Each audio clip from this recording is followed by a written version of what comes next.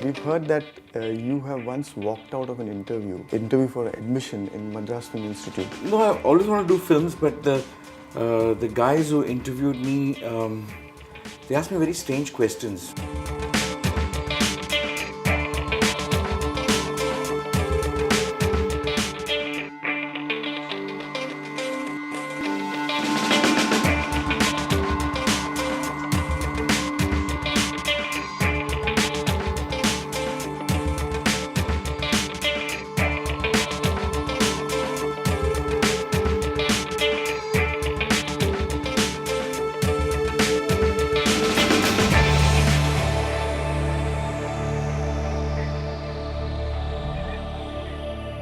Welcome back to AdAge Unicorns. We ask more questions to Balki. So Balki, you have a great rapport with Mr. Bachchan, and you've worked with him on so many ad films and feature films.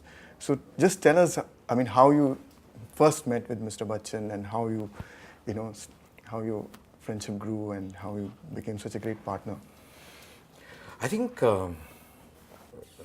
it's not I have a great rapport. I think a lot of people have a wonderful rapport with Amitji. But the thing was, I remember the first time we did a Parker ad with him, and I had written the script for it, and I was at the shoot, and something I just told him, he gave me one sarcastic look, whatever, okay, fine, and then just let it go. Then one day, I don't know what happened, I just saw some film of his and I didn't like it. So I got his number and I just messaged him and told him about, you don't know what you are, this thing, and I don't know what made me do it. I was not even drunk, I was very sober. It was 2 o'clock in the night and I messaged him. And he said, I sent him a long message, and that's my first message ever to him, and to the guy I really love. So he sent me a huge message, the same length of my message. He sent me exactly the same length with just H and millions of M's. Okay, he just said that. Wow. Then it just kind of was in my head, and I was sitting with, I remember Ashit Desai, who was a creative head here on Lifebuoy at that point of time. We were doing that, that was the ad that came out of the discussion when we were having, was that guy who was cleaning the street, that little boy cleaning the street. We used to call it Little Gun. So we were struggling to do that ad. We were struggling to get that script before that script came. So I was sitting with him and I said, what to do. The script. Suddenly, sometimes you distract yourself looking at it. So I got an idea for, I said, shit, I got this idea for a film, for Bachchan. So I said, Ashit, hang on 1 minute. I just messaged him, I have an idea, you want to meet? He said, yeah, come. That's all that happened. And I told him the one-line idea, and he said, okay, write it. I said, okay, and I wrote it. When I wrote it after that, I'll tell you really how it formed was the first 1 hour I was narrating the film to him, and the only way I know how to speak Hindi, even my grammatically wrong Hindi a lot of times, because I write my own dialogues and somebody corrects my grammar, okay, but when I wrote that first film, I narrated to him. He was sitting there, exactly like one of those tables there, and hello, everyone. So you have to read your script. I'm not a guy who remembers everything I write. Yeah. So I'm narrating. A stunned silence, not a smile, not a laughter. And I've written some very funny things, according to me. So I said, what the hell? I looked up after 1 hour.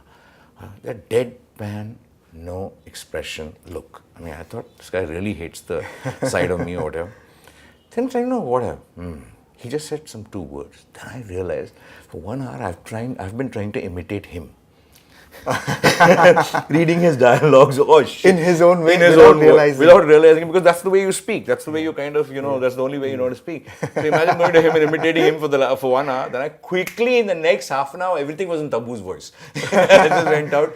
And that's the time I really kind of felt comfortable with him. And he was like, he's always been a complete professional, and we worked as professionals right through.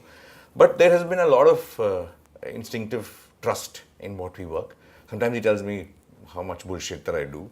Sometimes I also do tell him in my own sweet way. But I think there is we work as 2 people who are trying to create something which is out of nothing. So therefore, that fun is there. And I salute him only because the kind of level of interest and passion and intelligence that he has after doing so much and so interested in what he's doing. That gives me a lot of inspiration, because you always feel, oh shit, how many more ads do you want to do? Dark, you just look at somebody like that, you got so much of love for what he does. You've done nothing, and you move on.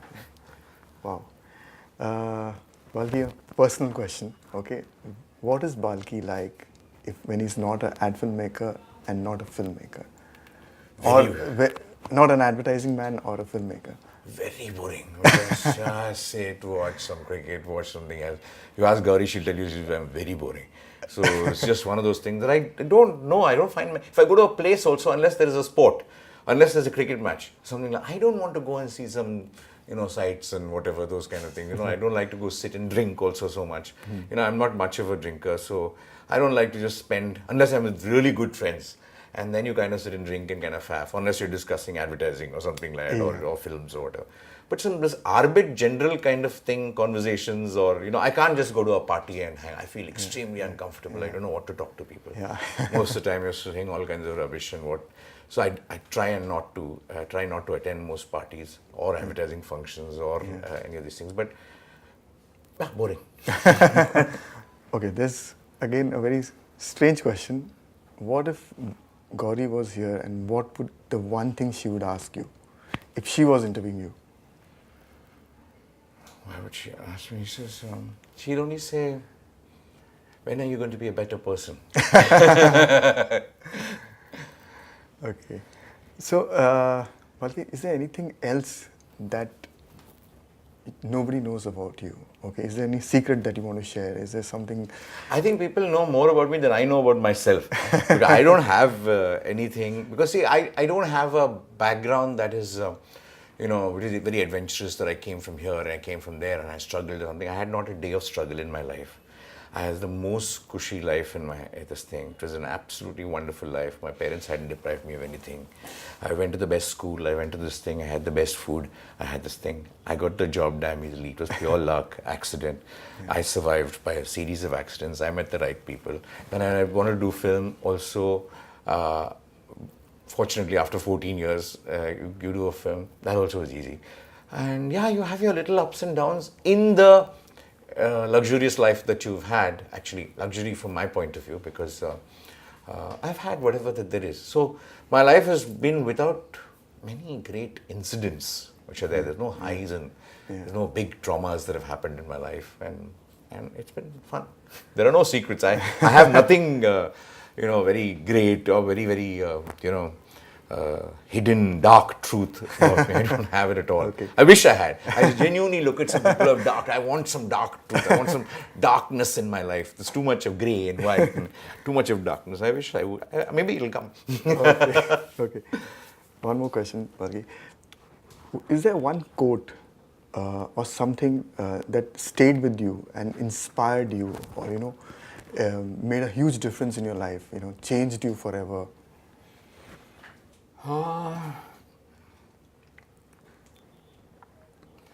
don't know whether it's I'm not much of a quotation reader. Neither am I much of a. I may have read some quotes. I don't remember it. I forget. I have a very bad memory of things. Okay. But the one thing I've always told myself is I've always approached advertising like a frustrated consumer. A frustrated consumer who is kind of frustrated by the intelligence of the marketeers to kind of con him. Why can't you con me? Why are you so stupid? Why are you kind of thinking? Most customers are frustrated. I feel most customers are frustrated. Why can't you woo me like this? So I've always looked at advertising like a frustrated consumer. And the times I've done bad advertising, I have frustrated myself. No, I think it's a great way of looking at or approaching advertising. Lastly, Balki, is there any advice you'd like to give to the new generation, all our viewers? How can you guide them, in advertising? See, I think anybody can produce an idea once in a way. But to do it like a slot machine day after day after day after day, just requires one thing. It just requires waiting for the idea to drop in. you don't know where the idea comes from. Yes, you can get all your mental spaces right, but never think of yourself as a genius because you got the idea, because you didn't get the idea. The idea dropped into your head and you were patient enough to wait for it.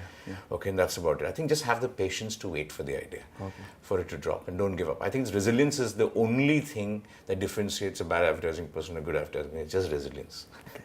So last question, Balki. What would you like to be remembered as? A filmmaker or an advertising person? I wouldn't like to be remembered. Very simple. I just like to pass. I don't want to remember. I just like to have some fun and pass. Okay. Thank you so much. Pleasure. Thank you so much Balki, for being so candid. And no. I hope Lovely talking to you. It's been a great, very inspiring show for all you viewers. Once again, thanks again. Thank you so much. Thank you. See all these kind of talk shows.